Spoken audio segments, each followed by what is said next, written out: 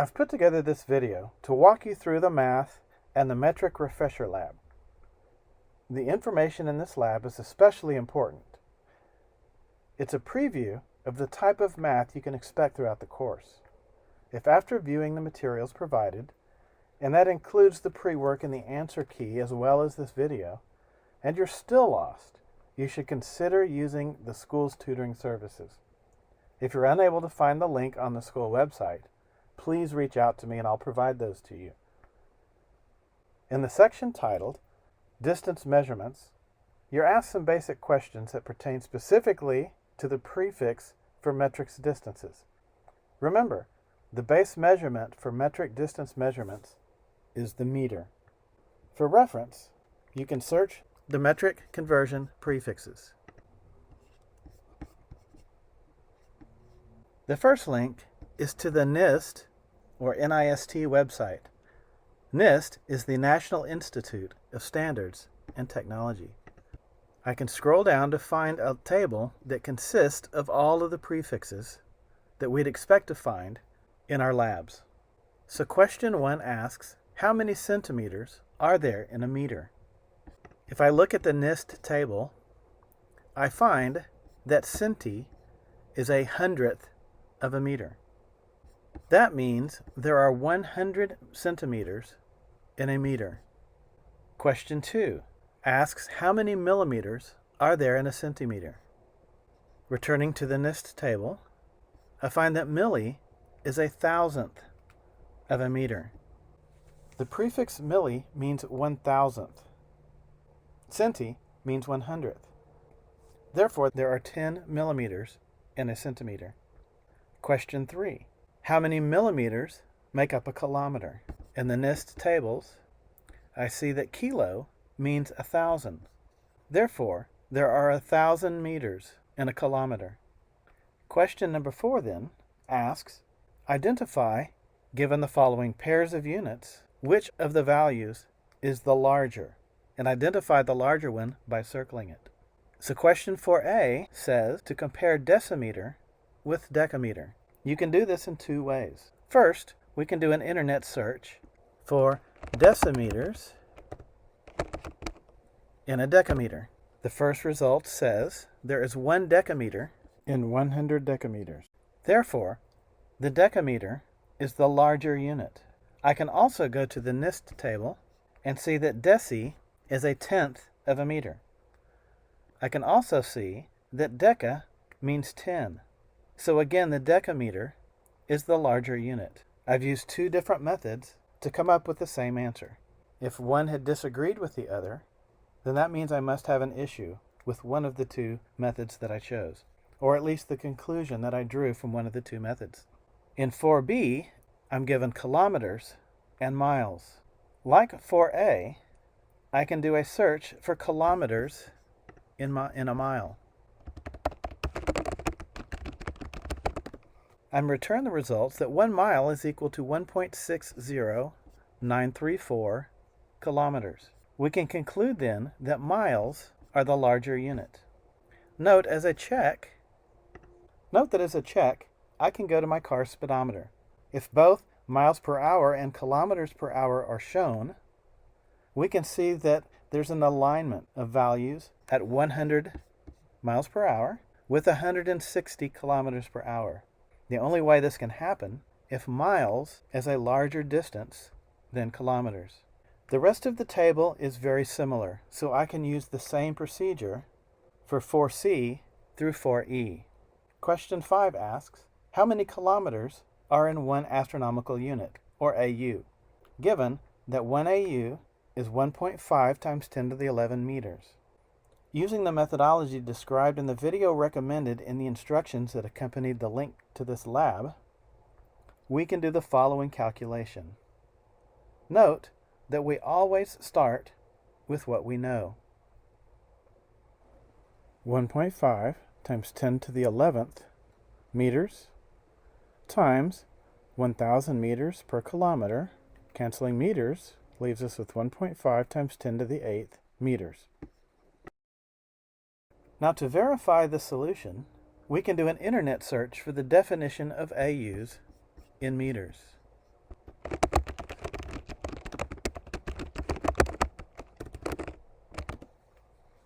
The search tells me that 1 astronomical unit is equal to 1.5 times 10 to the 8th kilometers.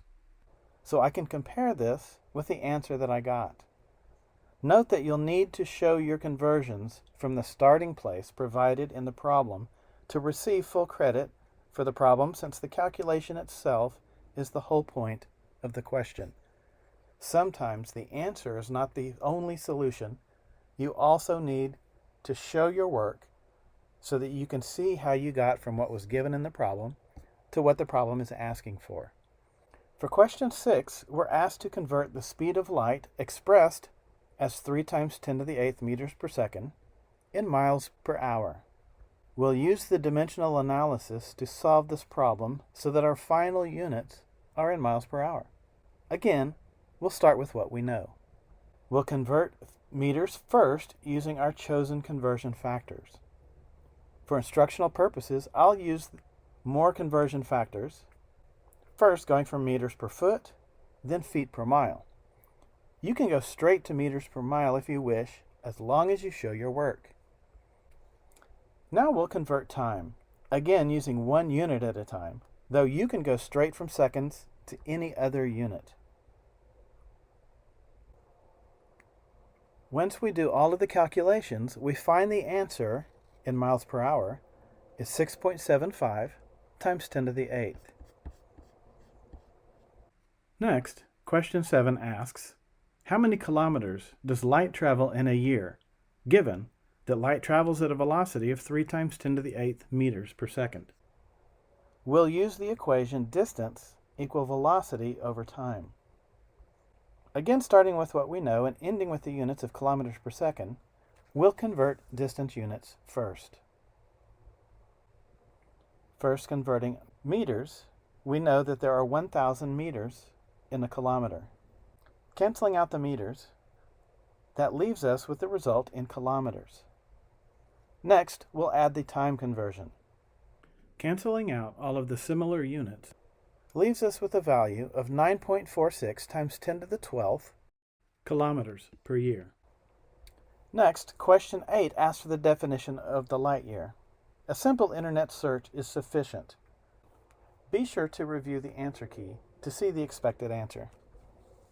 Question 9 asks how many minutes it takes for light to travel from the sun to the earth. We're given the equation for velocity solved for time. Time equals distance over velocity. Again, starting with what we know, 1.5 times 10 to the 8th kilometers. We'll then divide by the velocity, 3 times 10 to the 5th kilometers per second. Doing the math, we're then left with 500 seconds. But we're not done there because the question asks for the time in minutes.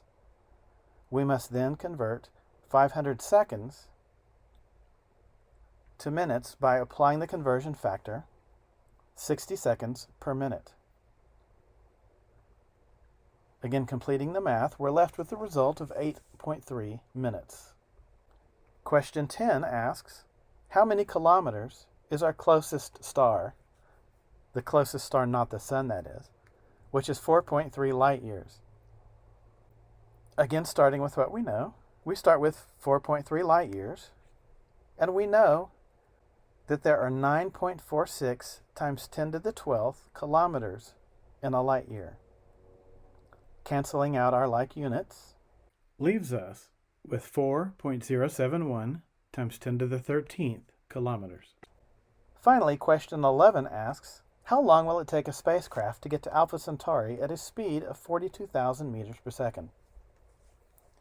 Starting with the velocity equation solved for time, we have time is equal to distance over velocity.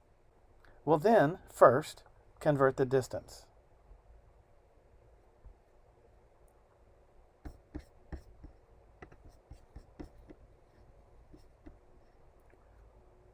So we'll start with 4.071 times 10 to the 8th kilometers. And then we'll convert kilometers to meters with the conversion factor 1,000 meters per kilometer.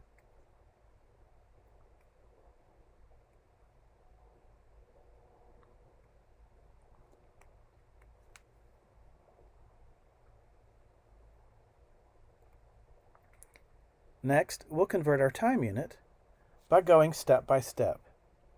60 seconds in a minute times 60 minutes per hour times 24 hours per day times 365 days per year, leaving the result of 30,861.8 light years, converted in scientific notation, leaving 3.09 times 10 to the fourth years.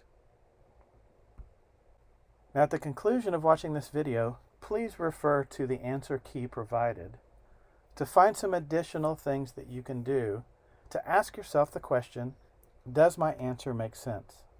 Hopefully this video, along with the answer key, will help provide some details on the math required in the rest of the course.